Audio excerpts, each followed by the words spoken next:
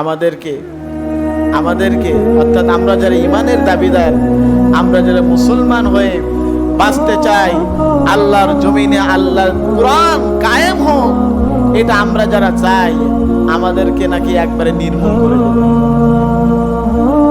আপনারা হয়তো শুনেছেন মিডিয়াতে যে ইতিমধ্যে এক কুলাঙ্গার সে ঘোষণা দিয়েছে যে আগামীতে যদি আমরা ক্ষমতায় যেতে পারি, এদেশ থেকে ইসলামী কোন দলই আমরা রাখবো না, সব মুছে দেবো। বলেন নাউজুবিল্লাহ।